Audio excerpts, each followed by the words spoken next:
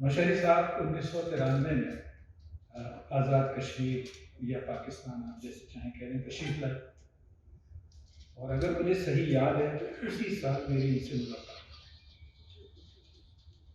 اور پھر ملاقاتوں کا یہ سلسلہ کبھی رکا نہیں۔ اس کی بڑی وجہ تو تحریک آزادی کشمیر ہی ہے کہ انہوں نے تو اپنی پوری زندگی اس کے لیے وقف کی ہوئی ہے، اور مجھے بھی اپنی سطح پر اور اپنے انداز میں اس تحریک کی خدمت کی کچھ نہ کچھ سعادت حاصل ہے۔ تاہم ہمارے درمیان تعلق کی مضبوطی میں مولانا محترم کے ان بہت سے شخصی اوصاف کا بھی دخل ہے جن کی ان دنوں بالعموم کمی ہوتی ہے، اور میں ان کی شخصیت پر اس تبصرے کو اس اعتبار سے اپنا حق سمجھتا ہوں کہ 27 سالہ تعلق کی بنیاد پر نصف صدی کے اس قصے کا نصف سے زائد عرصہ وہ ہے جس کا میں ایک طرح سے خود بھی گواہ ہوں۔ کسی بھی انسان کے شخصی اوصاف کا ذکر ہو تو یہ سوال ضرور ذہن میں آتا ہے کہ آخر وہ کون سے مراحل تھے جن سے گزر کر اس کی شخصیت کی تشکیل عمل میں آئی۔ اس تناظر میں فطری طور پر ان کی کتاب میں اس سوال کا جواب حاصل کرنے کی ایک جستجو تھی، اور میری توقع کے عین مطابق مجھے اپنے اس سوال کا جواب کہ جس نوشہری کو ہم جانتے ہیں اسے نوشہری کس نے بنایا کتاب کے اولین صفحات میں مل جاتا ہے۔ ابھی فاروق رحمانی صاحب ذکر کر رہے تھے کہ جب میں بچہ تھا نوشہری صاحب نے کتاب وہاں سے شروع کی۔ اپنے بچپن کی یادیں تازہ کرتے ہوئے مولانا نے اس باب میں یہ بتایا ہے کہ ان کے والد محترم تو ان کے بچپن ہی میں انتقال کر گئے تھے۔ ایسے میں ظاہر ہے ان کی تربیت میں والد صاحب کو حصہ لینے کا کم ہی موقع ملا۔ والدہ نے کس طرح ان کی تربیت کی، اس ضمن میں ان کے بچپن کا یہ واقعہ قابل ذکر ہے، اور اچھا ہوگا کہ میں مولانا کی اپنی زبان میں اس واقعے کو دہراؤں۔ مولانا لکھتے ہیں کہ ہمارے گھر میں مرغیاں پالی جاتی تھیں۔ جب ہمارے گھر کوئی مہمان آتا تو گھر والے مجھے چند مرغی کے انڈے دے دیتے اور دکاندار سے اس کے بدلے میں روٹی، چینی یا کوئی اور چیز خریدنے کے لیے بھیج دیتے۔ اس کی وجہ یہ تھی کہ اس دور میں ہمارے علاقے نوشہرہ میں اکثر زمیندار لوگ جنس کے بدلے جنس کا کاروبار کرتے تھے۔ دکاندار کاغذ کی ایک پڑیا میں چینی ڈال کر اسے چاروں طرف سے بند کر کے اوپر جھیل ڈل کی نرم گھاس سے بند کر دیتے تھے تاکہ کوئی چیز باہر نہ گئے۔ مولانا کہتے ہیں کہ مجھے چینی کھانے کا شوق تھا، 4 سال کی عمر تھی۔ یہ اور بات ہے کہ اب مولانا آپ کو معلوم ہے ڈائبٹک ہے، اور اب سے بھی طویل عرصے سے شاید اس کی بنیاد اسی وقت سے پڑ گئی ہے۔ تو مولانا لکھتے ہیں چنانچہ راستے میں چینی جس کاغذ میں ہوتی اس کا ایک سرا میں آہستہ سے کھول دیتا اور منہ لگا کر اوپر سانس لے کر چینی کھاتا، تاہم یہ خیال رکھتا کہ کاغذ کے حجم میں کوئی فرق نہ آئے۔ جب والدہ یا گھر والے کاغذ کی پڑیا کھول کر دیکھتے تو کہتے کہ دکاندار نے چینی بہت کم کر دی۔ ان کا خیال ہوتا شاید قیمت بڑھ گئی کیونکہ انڈے تو اتنے ہی بھیج رہے ہیں۔ لکھتے ہیں کہ آہستہ آہستہ میں انتظار میں رہنے لگا کہ کب کوئی مہمان آئے یا گھر والے اپنی ضرورت کے لیے دکاندار کے پاس انڈے یا نقدی دے کر چینی یا کوئی اور چیز لانے کے لیے۔ ایسے ہی ایک موقع پر میں درمیان سے کچھ ٹکڑے حذف بھی کر رہا ہوں وقت کو سامنے رکھ کے، ایسے ہی ایک موقع پر میں نے چینی کے پیکٹ کے ایک طرف کا کونا کھولا اور اپنا منہ لگا کر چینی کھا لی۔ خیال نہیں رہا کہ کتنا حصہ کھا گیا۔ پھر گھاس کو اسی طرح رکھ کر اور پڑیا کو گھر لے آیا۔ بظاہر چینی جس کاغذ میں تھی اس کا سائز ٹھیک نظر آ رہا تھا، لیکن والدہ نے جب گھاس اٹھا کر کاغذ کی پڑیا کھولی تو چینی بہت کم تھی۔ والدہ نے پوچھا بیٹا دکاندار نے چینی اب کی بار اور بھی کم دی ہے، اس نے تول کر آپ کو دی تھی یا اندازے سے دی؟ ابھی میں جواب نہیں دے پایا تھا، اتنے میں چچا آ گئے۔ وہ میری والدہ سے استفسار کرنے لگے کہ کیا بات؟ والدہ نے بتایا کہ دکاندار نے چینی کم تول کر دی ہے، چھوٹے بچے کو دیکھ کر وہ ہمیشہ یہ معاملہ کرتا ہے۔ چچا نے کہا میں دکاندار کے پاس جاتا ہوں، اس کو بھی ساتھ لے جاتا ہوں، نوشہری کو بھی، تاکہ معلوم کر سکوں کہ کیا بات ہے۔ چچا نے جو ہی میرا ہاتھ پکڑا اور دکاندار کے پاس لے جانے لگے تو میں نے زور زور سے رونا شروع کر دیا۔ فوراً جا کر والدہ کے سینے کے ساتھ چمٹ گیا۔ چچا نے کہا بیٹے آپ کی کوئی غلطی نہیں، دکاندار کی غلطی ہے، میں آپ کو اس لیے دکاندار کے پاس لے کر جا رہا ہوں تاکہ وہ یہ نہ کہے کہ یہ میری چینی نہیں ہے۔ امی جان نے ماتھے پر بوسہ دے کر کہا جاؤ، آج آپ کا چچا دکاندار کو اس کی بے ایمانی کا مزہ چکھا دیا۔ دکان ہمارے گھر سے تقریباً آدھا کلومیٹر دور تھی۔ راستے میں سوچتا رہا کہ غلطی میری ہے، دکاندار جب چینی کا معاملہ سنے گا تو غصہ کرے گا، کہے گا کہ میں نے تو وزن میں چینی پوری دی تھی، بچے سے پوچھو چینی کم کیوں ہوئی۔ نصف سفر پیدل طے کرنے کے بعد سوچا بہتر ہے کہ دکاندار سے شرمندہ ہونے کی بجائے چچا کو سچ سچ بتا دیا۔ چچا نے میرا ہاتھ تھام رکھا تھا، میں نے یکدم ہاتھ چھوڑایا اور ایک طرف ہو گیا۔ ہمت کر کے بولا چچا میں آپ کو سچ بتانا چاہتا ہوں۔ پھر روتے روتے میں نے ساری بات سچ مچ بتا دی۔ چچا یہ سن کر بہت پریشان ہوئے اور بولے بیٹا یہ کون سا کام آپ نے سیکھا ہے، بے ایمانی اور چوری؟ بچے یہ کام تو شیطان کرتے ہیں، اچھا ہوا آپ نے مجھے سچ سچ بتا دیا، ورنہ دکاندار کے ساتھ میری لڑائی ہوتی۔ غلطی آپ کی ہے، چلو واپس گھر چلتے ہیں۔ واپس گھر پہنچے تو والدہ نے چچا سے پوچھا بھائی جان دکاندار نے کیا کہا؟ اس کو آپ نے کہا کہ کم تولنے کا اللہ کے ہاں کتنا گناہ ہے؟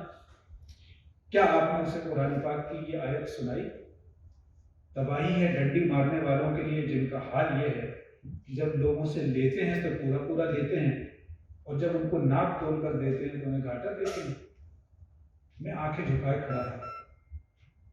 چچا نے والدہ کو سارا قصہ بتایا اور پھر بولے بھابھی اللہ نے شرمندگی سے بچا لیا، اصل معاملہ یہ ہے۔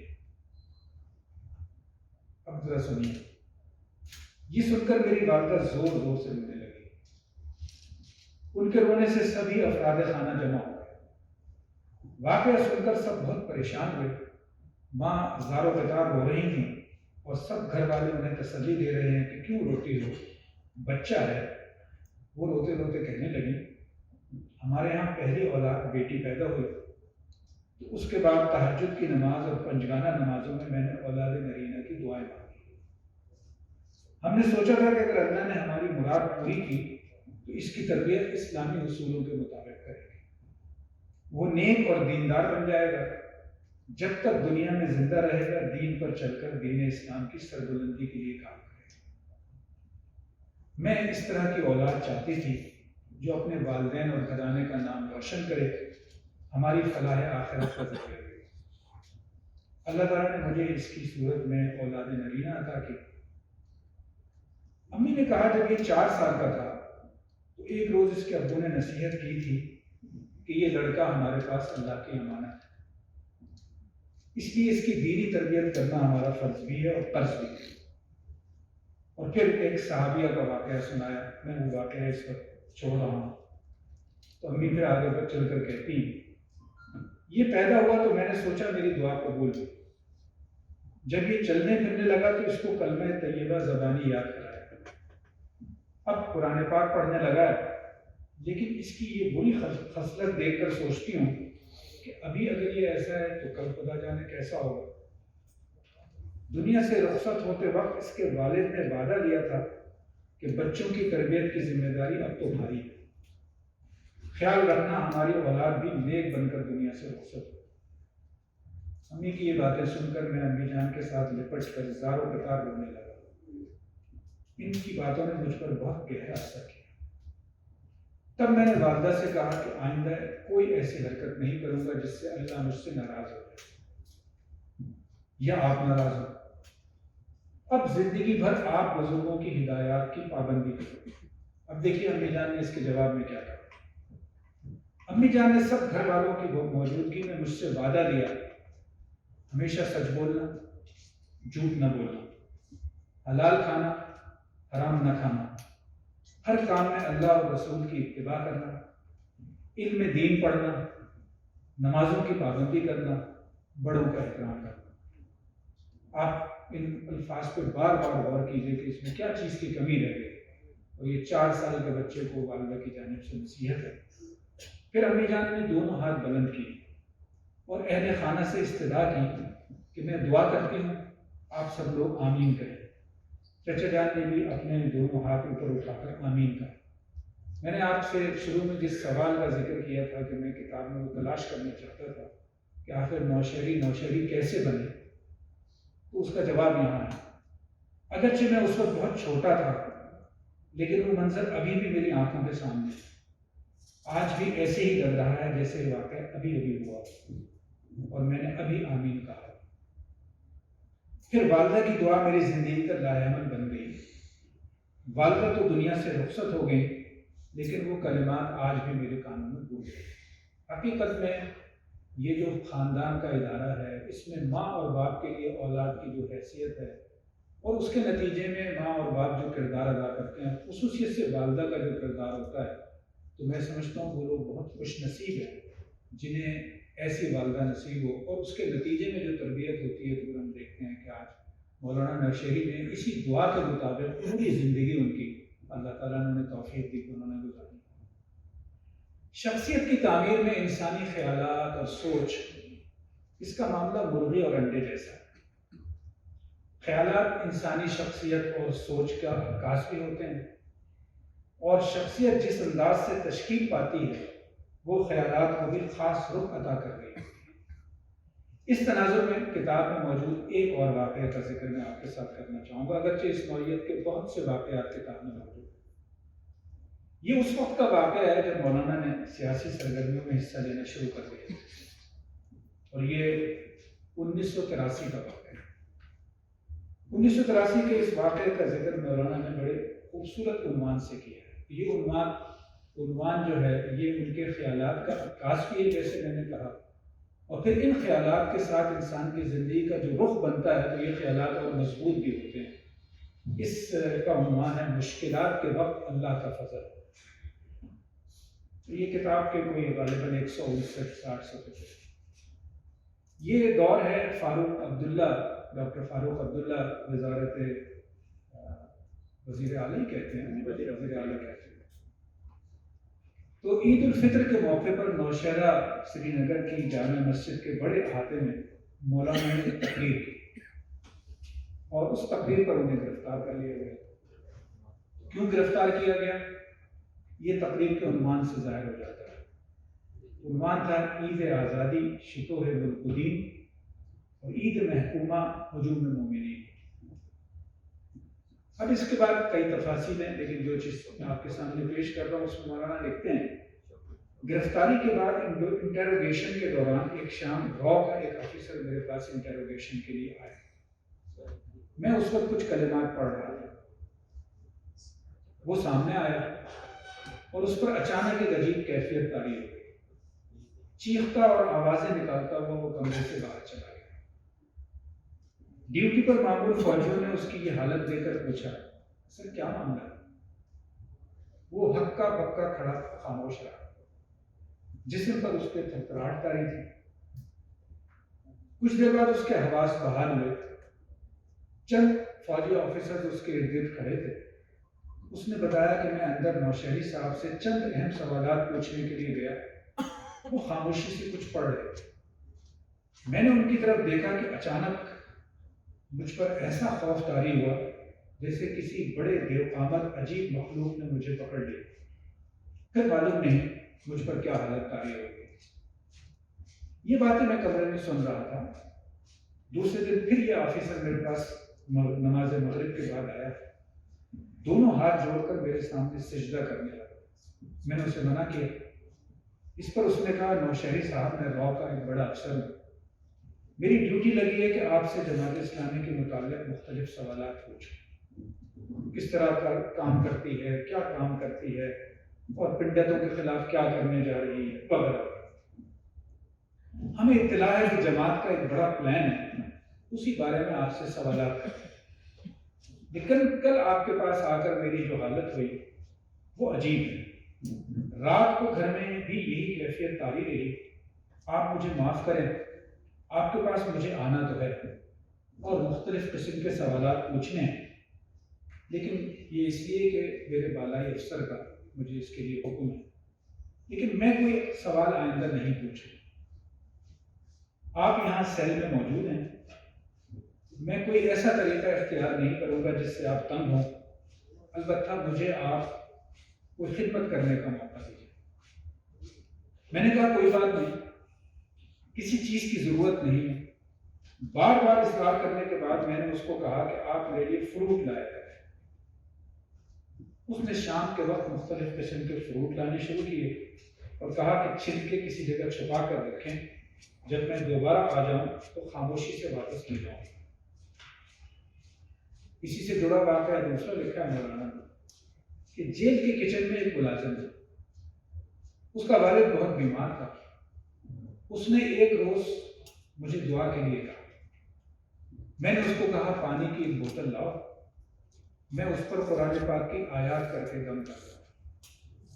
اس نے پانی لایا، میں نے دم کیا۔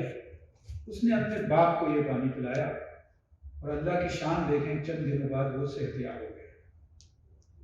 اس باورچی نے کہا آج کے بعد میں اپنے گھر سے چاول اور گوشت پکا کر لاؤں گا، اپنے صاف چاول اور سالن پلیٹ میں اوپر رکھ دوں گا اور سرکاری بوسیدہ چاول نیچے ڈال دوں گا تاکہ کوئی دیکھ نہ سکتا۔ آپ اوپر کے بوسیدہ چاول اور سالن اٹھا لیں، صاف سالن اور چاول کھا لیا کریں۔ پھر مولانا لکھتے ہیں میں اس کے لائے ہوئے کھانے کے اوپر سے جیل کا کھانا اتار کر چوہوں کو ڈال دیتا۔ اس طرح جب تک میں انٹیروگیشن سینٹر میں رہا، ایک مہمان کی طرح رہا، بوسیدہ چاول چوہوں کو کھلاتا، پھر وہ مجھے تنگ نہیں کرتے۔ ایسے اور بھی کئی واقعات ہیں۔ یہ بڑی دلچسپ بات ہے کہ جب مولانا کا گھر وہاں ایجنسیوں کی جانب سے جلایا گیا تو سب کچھ تباہ ہو گیا، لیکن ان کی جائیداد کے کاغذات اس میں محفوظ رہے۔ اس کی بھی تفصیل مولانا نے لکھی ہے۔ اسی طرح یہ تفصیل بھی لکھی ہے کہ جب یہ LOC کو کراس کر رہے تھے تو کس طرح یہ دشمن کی نگاہوں کے سامنے بھی تھے لیکن ان سے چھپے ہوئے بھی تھے۔ اور اس سب کو اگر آپ اس بڑے عنوان کے تحت دیکھیں کہ مشکلات میں دراصل یہ اللہ کا فضل ہوتا ہے کہ جو انسان کی رہنمائی کرتا ہے، اس سے اقدام بھی کرواتا ہے، اور یہ توکل اللہ کے بغیر نہیں ہو سکتا۔ اور ظاہر مولانا نے یہ واقعات جو ہیں یہ بیان اس لیے نہیں کہ اپنی بزرگی بتا رہے ہیں، اپنی کوئی بڑائی بیان کر رہے ہیں۔ مولانا نے خود یہ لکھا ہے کیونکہ انسان کے لیے مولانا جس طبقہ فکر سے تعلق رکھتے ہیں، خود اسلامی سوچ جو ہے اس میں کوئی انسان اپنی کارنامے بیان نہیں کرتا، لیکن یہ خود کتاب لکھنے کے پیچھے بھی مولانا کا مقصد ہے، اور کتاب میں ان واقعات کو بیان کرنے کے پیچھے بھی انہوں نے لکھا ہے یہ واقعات حوصلہ بڑھانے کے لیے لکھا ہے۔ اس لیے آزادی کشمیر کا میدان عمل ہو اور ظاہر کشمیر کی آزادی کے حوالے سے بہت مشکلات، لیکن میں سمجھتا ہوں مولانا کے یہ فکرے بڑے ہیں۔ اس لیے آزادی کشمیر کا میدان عمل ہو، دین اسلام کی سربلندی کے لیے دعوت دین کا جذبہ، لوگوں کو اس میدان عمل میں حوصلہ بخشنے والا اور مضبوط بنانے والا اللہ کا کلام ہے۔ یہ بڑی اہم بات ہے۔ نوشہری صاحب طویل عرصے سے تحریک آزادی کشمیر سے سرگرمی کے ساتھ اس طرح جڑے ہوئے ہیں کہ ان کی زندگی کا ہر لمحہ اسی کے لیے وقف ہے۔ تحریک آزادی سے طویل وابستگی کے اس سفر میں سیاسی، سفارتی اور ریلیف کے محاذوں پر سرگرمی تو ان کی منصبی ذمہ داریوں کا ایک حصہ رہی ہے، لیکن اب نصف صدی کا قصہ ہے لکھ کر انہوں نے تحریک کے حوالے سے ایک اور اہم کردار کو نبھانے کی کوشش کی۔ کتاب بظاہر تو ان کی اپنی زندگی کے واقعات اور تجربات اور مشاہدات کا احاطہ کر رہی ہے، لیکن در حقیقت ان کی زندگی کے یہ واقعات اور مشاہدات تحریک آزادی کی تاریخ کے ایک اہم باب کی حیثیت رکھتے ہیں جسے انہوں نے از خود ہی مرتب کر دیا۔ تحریک ابھی جاری ہے۔ اس جاری مرحلے میں کتاب تحریر کرنا اس اعتبار سے ایک چیلنج ہے کہ بہت سی باتیں اپنی حساسیت کی بنا پر کہنا مشکل بھی ہوتی ہیں اور کہے بنا رہی بھی نہیں جا سکتی۔ اس کے باوجود جناب نوشہری صاحب نے بڑے اور عظیم مقاصد کو پیش نظر رکھتے ہوئے اس چیلنج کو قبول کیا۔ اللہ تعالیٰ سے دعا ہے کہ ان کی اس کوشش کو قبول فرمائے اور انہیں آئندہ اور بھی خدمت کی توفیق عطا فرمائے.